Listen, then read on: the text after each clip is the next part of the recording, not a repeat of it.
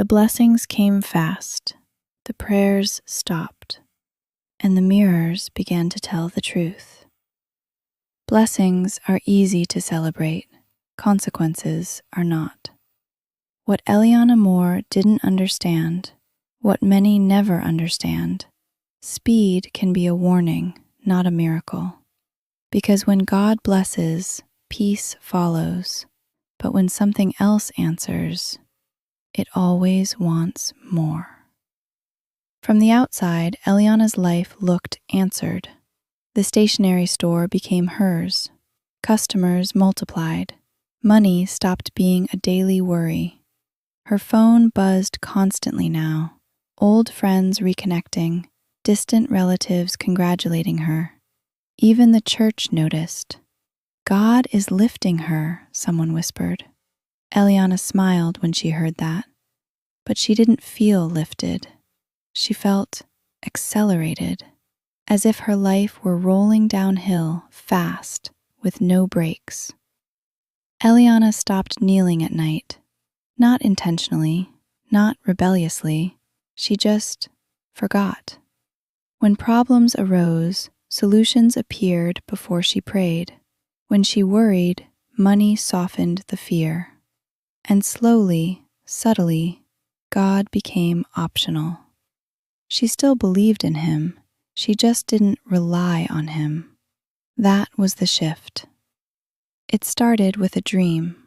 Eliana stood in a room filled with mirrors, hundreds of them. Each one reflected a different version of her. In some, she was radiant. In others, exhausted. In one mirror, her reflection didn't blink.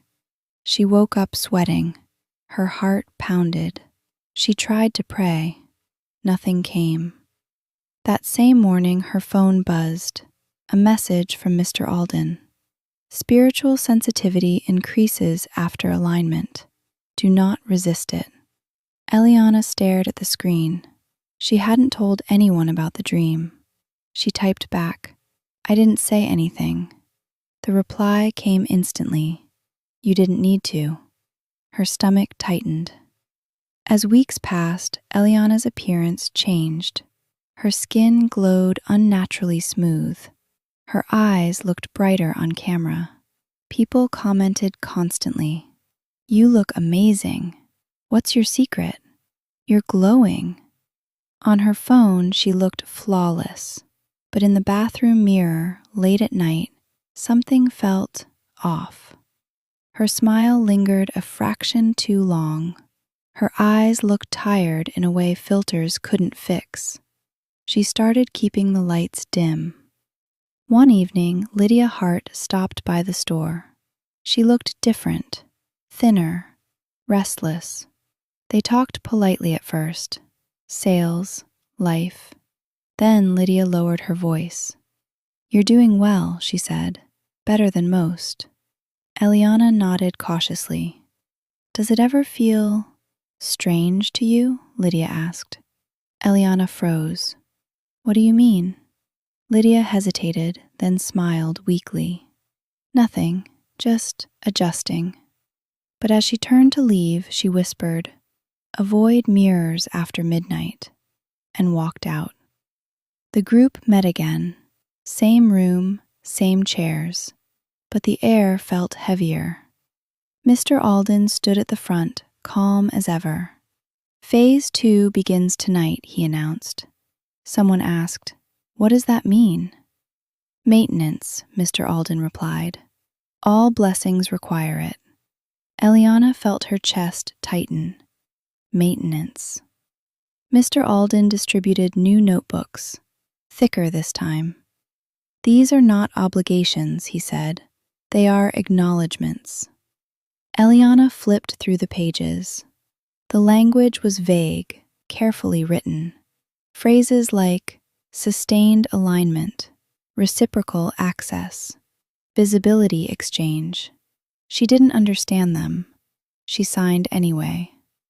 That night, Eliana woke suddenly. Her room was cold. She sat up and caught her reflection in the mirror across the room. Her face looked wrong. Her skin seemed stretched, her eyes slightly darker. She blinked. The reflection didn't. She screamed. The light flicked on. Everything returned to normal. Her phone buzzed. "Do not fear correction," Mr. Alden texted. "It means the system is working." Eliana hugged herself, shaking. Eliana tried to read her Bible the next day. The words felt flat. She reached for comfort, but found none. She closed the book. A thought entered her mind, uninvited. "You don't need that anymore." The thought didn't sound like her. She pushed it away, but it returned, often. Her mother noticed the changes. "You're always tired," Mrs. Moore said one evening, "and you don't pray with me anymore." Eliana forced a smile. "I'm just busy." Mrs. Moore studied her quietly. "Blessings from God bring rest," she said softly, "not fear." Eliana said nothing. At the next group meeting, one chair was empty, Lydia's. Someone asked where she was. Mr. Alden's smile didn't change. She chose to step out of alignment.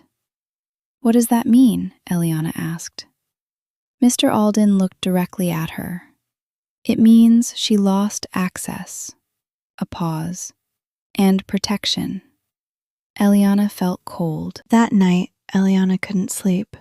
At exactly midnight, she stood before the bathroom mirror. This time, she didn't turn away.